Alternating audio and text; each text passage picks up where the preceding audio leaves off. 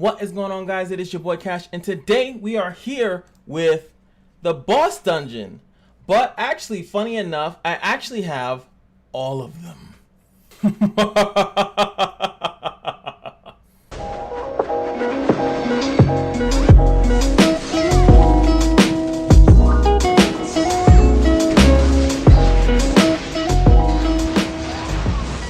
So I figured instead of doing this whole thing of like making each individual video, which in a sense probably would be better for the channel, so you guys can like just go to each one, I would get views and that would kind of help me out and whatever. But for each individual dungeon, I'm going to just kind of explain the mechanics, explain a couple of good characters that kind of help out with it. But at the end of the day, the reason why I never cover the boss dungeon is that you usually just use your best characters that usually can do the dungeon. So usually whatever element there is, you just kind of use your best.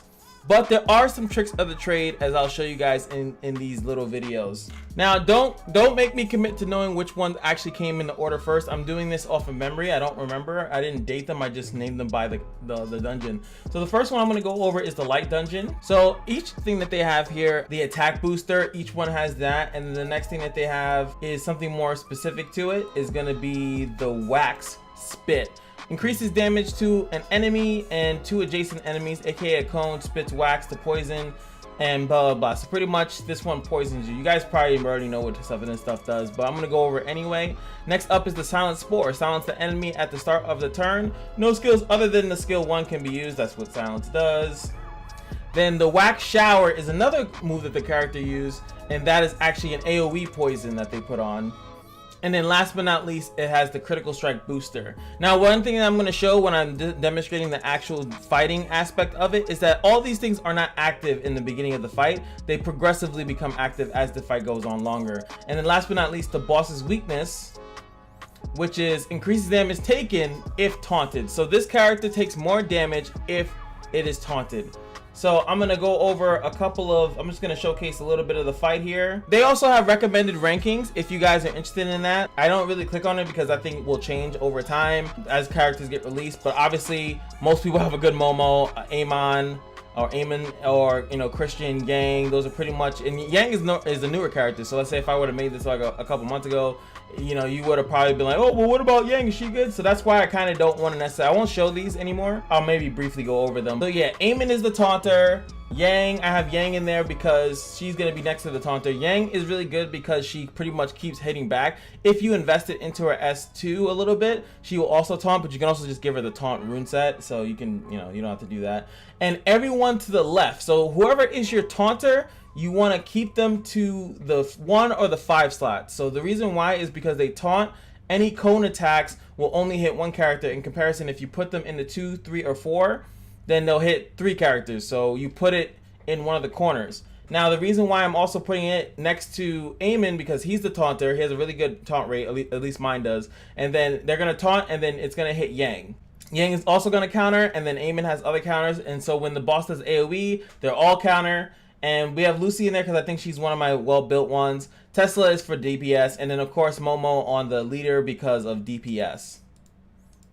So I'm just going to kind of skip along here so we can get like closer to the end. I think this is one of the better dungeons that I did. We actually end up with about 9 million damage on here, which is probably the highest that I can do. Is mostly because of Momo and Yang. I kind of wish I can sneak like a reviver in here because of, or a cleanser, but there is really no light cleanser, not that I can remember. Christian is the best because he can lower the cooldowns, but he doesn't actually cleanse, because I would rather take one of these people out and then have a cleanse for the poison, and then I can run like Abel in there or something like that. But what you need to keep in mind is just that keep this boss taunted as much as you can and do as much DPS as possible, and you'll get a decent score. Next up is going to be the fire boss, or we can call it the water dungeon. I don't know if you guys want, I'm going to address it by what you use in it. So this is, I'm going to consider this the water dungeon. First thing is always going to be the same, the attack booster. Next is going to be the fire breath. Applies fire breath to inflict damage to all enemies. So he hits everyone and he hits them with the burn. He inflicts critical additional damage, which sounds very weird,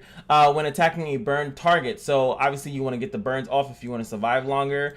And he also has a attack that gives branding, which is, you know, that plus the burn is, you know, trouble. And then eventually later on in the fight, he will actually always counterattack you. And last but not least, increases damage taken from penetration or attacks that ignore defense. Now, this was actually educational for me too, is because I actually never paid attention to this boss. I just went in there with whoever, and I really didn't care. So I actually didn't know that he took additional damage from penetration and ignore defense. So that kind of changed up my strategy when I went up to fight him. As you can see here in the recommended, obviously that's probably why Verdani's good, Blazaria, Esna's good because she actually has all her moves, I think except for S2, is penetration and stuff like that. So it's actually pretty good to have Esna in there. Getting into the characters that I chose, I actually put my Esna in there. Alphonse, I put Tarkus because he actually has penetration damage. Gray also has nothing but penetration damage, and I have my leader as Blazaria for the additional elemental disadvantage stuff. I was kind of testing stuff out because I didn't know she also has penetration hits as well too.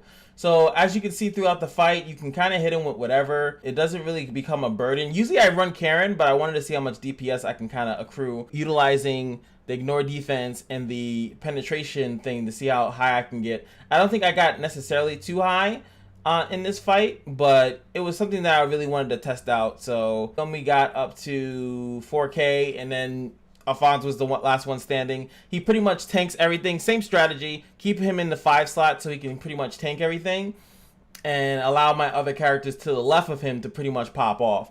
So he survives a little bit longer than I need him to, but as you can see, the whole aspect of the constant counterattack back and counterattack back. I put Alphonse in there because of his S2 is pretty low cooldown, and then with the resetting of cooldown of the dungeons, if you guys don't know, you should pretty much be spamming your S3 and S2 when you're in there. That's pretty much the water dungeon. It becomes a nuisance once he starts counterattacking. Make sure you have a healer in there or a tank that either provides shields, keep everyone up and up. Next up is the wind boss dungeon when we're fighting this water boss. One thing he does is the Sea Serpent's Breath applies Sea Serpent's to all enemies, so it's an AoE attack, and he puts Curse of the Seas on the target. Curse of the Seas is pretty much a dot. It's a dot that he puts on you, lowers your defense, and you take a lot of damage at the end of the turn. So you pretty much want to cleanse that as much as possible. Then we have Augmented Wave. Inflicts critical additional damage when attacking the target affected by that same debuff. So again, cleansing is kind of important. Then we also have that all the casters' attacks inflict penetration damage. So shields are eventually, don't really mean anything. So keep that in mind when you're making characters. And then finally, the final cry. All of the casters' attacks become critical strikes, and multi-strikes is guaranteed. Since he's going to be critting and he's going to be multi-striking, eventually you really want to make sure that curse thing is not on your characters, or you're going to just be taking a lot of damage. Now his weakness, funny enough, is that he takes additional damage from critical strikes. This is another one that I actually did not know. So the team comp that I decided to go with is Ruby as the lead. I also put in Wendy because she has the crit strike prep on the S2 to give to a cone. No, to give to everyone, sorry. She gives it to everyone. I put Rizza in there because she's decently built. Ruby, of course, because of how she works with crit. And again, once again, I have a tank on the right, the furthest right, to pretty much deviate the damage a little bit. I think that most people don't do that. I think that most people just run another DPS or another support that helps out. I decided to do that because I feel like it allows my DPS to be safe. Plus Ian is, as we guys know, his passive puts protect on the lowest health HP person, so it keeps some of your more squishier characters alive for a long time. What did we actually end up with here? Let me skim ahead. And we only end up with 4 mil. I think that I would do better, but I think that my Ruby's not done at this point when I was recording. Also, my Rizza, I think I was taking some stuff off her. I think I could definitely get 6 mil or something like that. I already know people are in the tens of millions because some people really make comps for that. But if now that you guys know, so critical strikes really help out on this boss, so keep that in mind. Next up is going to be the fire boss, obviously fighting against a wind boss. So this one is going to have Winged Grace. Grants the caster Winged Grace to decrease damage taken. This buff is annoying. Especially because this is DPS oriented, so you want to have someone that's going to strip that buff and take that off as quick as possible. Then we have Queen's Dignity. Removes all buffs from the target when attacking. She has a cone attack that she does that, and she also has a single target, and she'll remove your buffs. So buffs aren't going to be too important, but most of the time I don't feel like they'll use buffs here. Usually I use Leafa. Next one is the raises a butterfly storm to inflict damage to all enemies and confuses them. Sometimes she does the swipe first. She'll take all your buffs away, and then she'll do this confusion attack. Last but not least, Guard and Ruler inflict critical additional damage when attacking targets affected by an abnormal status, which is going to be the Confusion. Let's look at the Weakness Strike. Increases damage taken from quadruple target attacks. This one was another one I did not know, because before it actually had to deal with burns. Like if you kept her burn, if you burned her, you would strip her buffs away and she wouldn't keep her thing up. I don't know if that mechanic is still in there, but now it changed completely of who I use in this fight, because I didn't know that. So now AoEs like Jibanyan and Nemesis are actually super good in this dungeon now. So I switched up the team comp that I usually bring in here. Now we're gonna see Electra, obviously really good now. I use her passive because it gives like the most. As you guys know, I usually keep my tanks to the right, but since I'm using her as a leader, I'm gonna keep her to the left and then have Jibanyan next to her. Why? Because Jibanyan can just evade, and then it's pretty much the same thing. Always utilize who's gonna be next to the character. So as you can see here, we have Rue, and I also this time tried to put in Meryl. I put in Meryl to test out to see, you know, what is the difference here, like how much additional DPS can I get up to with a character that has an S3, you know, that's going to keep recycling. Cynthia and Rue are really good, so now she's going to keep stripping. She'll strip the Confuse sometimes, but she'll also keep stripping and replacing the Silence, allowing Cynthia to stay in silence mode, so she's going to ramp up the DPS a lot too. We actually I don't even like actually have people die. She was pretty much taunted the entire time by Electra, so we actually end up with about 6 mil on this one. I think again, if my Jibanyan had a better set, same thing with Meryl. And possibly if I were to take out Cynthia and actually use like Nemesis or something like that. Someone that has a S3 or possibly even like a S3 or S2. I don't know every character in the game on hand like that. With someone else that could pretty much AoE a lot too. I don't know a fire character that can does that as much as like Jibanyan would pretty much be doing it. But we did pretty good. But I think again I can probably get up to 10 mil or higher if I had better runes. Next up, the dark one is probably my worst dungeon that I have. I just don't use it. I don't know. I don't have that many dark characters built up. Earthquake inflicts damage to all enemies, causes an earthquake to apply melancholy. This guy is a pain, honestly. I really deeply hate this boss. I feel like he does a little bit too much. He also has a chance to blind them at the start of the turn if they have an unmobile status. So cleansing is really good, but there's not that many dark cleansers in the game.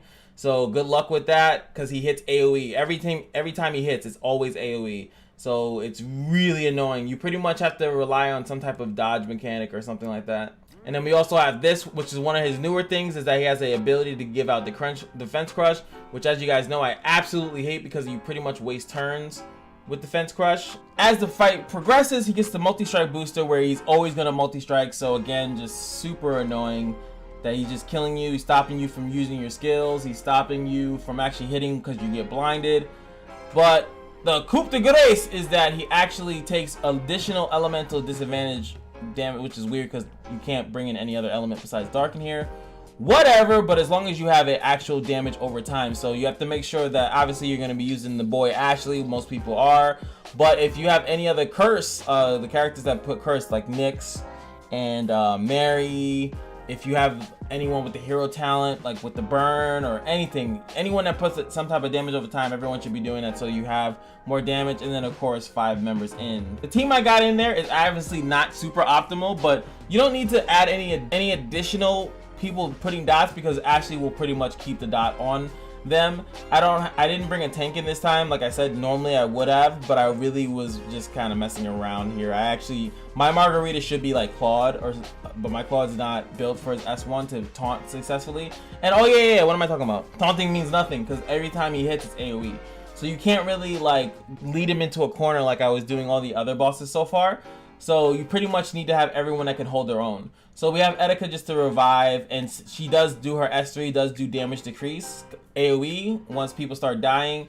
So that's kind of why I have her in there. I have Lust in there because she has a burst set on, but again, I don't think she's that great. We put Blake in there for the funsies because she actually is not that bad until he starts multi-striking, and then I can't keep a shadow for the life of me. But Claude is a lot better because he gives you the evade, he heals up everybody, AoE with the HP balancing act thing. I also could have used Hovering On. I think it would have been a pretty good pick here. But pretty much as long as you have Ashley, everyone else could be DPS oriented or stall oriented, just to kind of like get your thing up. I think we ended here with 6 mil, which is pretty good for me. I think you know, I kind of realized usually I bring in Claude and Miss Etika, but the problem with bringing both of them is that you're really lacking DPS. So I just brought in Margarita to just be like, screw it, I'm just gonna embrace the DPS, and we actually ended up getting 6 mil there. Next up is gonna be the Demon King. He's kind of weird, and I'm gonna admit this on video. I slightly think I messed this up, but please forgive me if I do. It's either one or the other, so just bear with me, please. Alright, so the Demon King's Grass applies Demon King's Grass to inflict damage to an enemy and 2 adjacent and curses them, which is just that dot. Nothing too crazy there. Then he has Fading Hope, makes the target with the lowest HP unable to revive at the end of the turn. So if they get killed, they can't be revived. That's fine. Applies Finish Him to inflict additional damage to if the target has a debuff. So pretty much you want to get those curses off. He also has another skill which like leaves one of his own little dots on you, but I don't feel like they mention it in this thing, or maybe I'm wrong. Maybe they took that out. Anyway, then you have Unlock Seal. When attacked by female heroes, removes the Demon King's armor to prevent it from increasing damage taken, greatly increases attack speed, and multi-strike is guaranteed. So it's really weird because then when you actually touch the Demon King's armor, it says that increases damage taken from female heroes. It's a buff that he pretty much has, and you know, you would think that that's a buff that's on him, right? That's a buff that he actually has.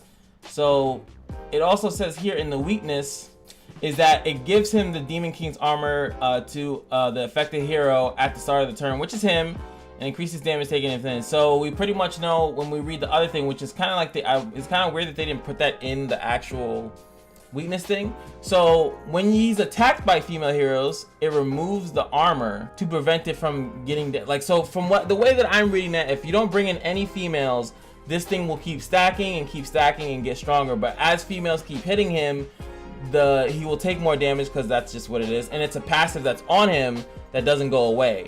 So you have to keep hitting him with females in order for him to not get to take more damage, and from him getting attack speed. It's written very weirdly. It's actually like very confusing because sometimes I think like either you have to bring in all females or you bring in all males, and I'm not exactly 100% sure, but I think it's females because I think he's just because he's a guy. I don't know. It's just really weirdly written. So anyway, at least we know the buff itself says that increases damage taken from female heroes. So I bring in female heroes. If you guys can clarify that for me, I would love it. I'll pin it because that's just the only thing when I fight this guy is that it's slightly confusing whether or not it's better to bring in all females or it's actually better to bring in all males if I'm just reading it wrong. Anyway, of course, if we're gonna bring in females, we're gonna bring in Momo, we're gonna bring in the Electra and then the Yang because of that nice combo about bringing him to the right. I bring in Karen just to clear out all the stupid debuffs that he's gonna be putting out, and Ruby just because she's just a beast. You know, as we know, Ruby, we got a double awakening squad here. So we actually end up overall with close to almost 7 mil, but we did really good. So I'm assuming I was right. But I just want to be transparent that I'm not 100% sure on that. And usually I would ask, but I'm pretty sure I'm sure, like about 90% sure that it works that way. But I just have that one doubt that it might not work like that. I don't want to deceive you guys in saying like this and then you go waste your thing. I could also just switch it, but now it's obviously too late because now the current dungeon is Mr. Krabs, the Forest Hunter. Now we are finally in my actual game. That is, today's the last day. So we did pretty decently. I think if I want to, like, people actually have teams for boss dungeon, but I kind of just wing it on the day of. So here we go. Attack booster, attack hunt. So pretty much this guy, everyone kind of understands how he works. You pretty much bring in hybrids because look, he does additional damage to attack types. If you're using a support, he does additional damage to them. He makes them bleed. If you're bringing in a defense type, he does additional critical damage to them. He critical strikes. Like, everything of these is just pretty much, you don't want to be using anything else that's not a hybrid. Then last but not least, when he's like super low on health, I think it is, he does a attack that pretty much leaves you at like 1 HP, and which is not too big of a problem, honestly, because dots don't kill you. So even if you're bleeding, you're not going to die. But last but not least, the boss weakness increases damage taken from hybrids, so you pretty much want to have a bunch of hybrids in there. Unfortunately, my hybrid selection is pretty crap as far as characters that are actually built, so usually I just bring in like some of my better units here. So for this one, I actually will show you guys like pretty good hybrids. Obviously, Christian and Wendy are like amongst some of the better ones because of what they do. Momo is just because of single target nonsense, and then Leafa is a really good one. And I feel like that's it. There are really good ones. I want to actually get up my Sarah for this dungeon, just specifically for this boss dungeon, because she really good DPS oriented.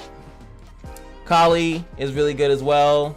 Oh yeah, they got Vlad also, and Leona. There's a lot of good hybrids, but I just don't have them built, so we're just gonna go in here with this team. Now, like I said, each of these things have like these really weird things that I feel like in their moveset that they don't really mention.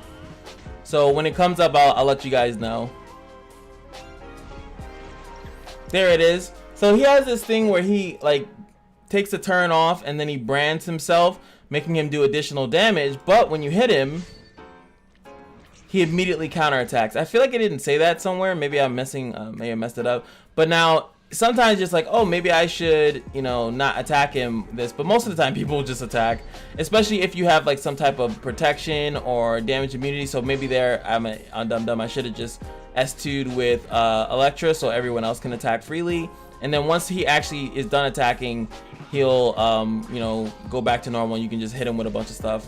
Doing pretty good so far. It's very, very, very like easy, honestly, as far as like this, especially when you have Electra. Electra does like a lot of really good damage now because of the reflect, and I can show you guys a reflect here. I'm not too sure if you saw it before. It looked like 12,000 damage, you know, just on those hits, just because they're focusing their targets on her. And as you can see, Christian, my Christian actually has like 3 runes or 4 runes on him, but in this scenario, he's gonna do a lot of damage just because of how many buffs he's gonna get from Leafa, and we're gonna do a lot of damage here. I'm expecting maybe 7 to 8 mil. We still got 40 turns. There goes that attack right there, as I just showed you. So pretty much when you get hit by that, you're relatively gonna die. Like it won't technically kill you, as you can see all my characters are alive here, but it brings you down to nothing. So like I want to have some characters that might like have like some type of dodge. As you can see, Momo dodged it, so I always make sure whenever I use Momo, I always make sure her S2 is working first. So boom, I just lost my tanks.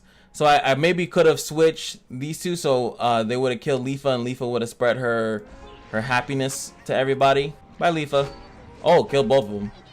And see, look, that kill, that hit doesn't actually kill you. So it never really kills.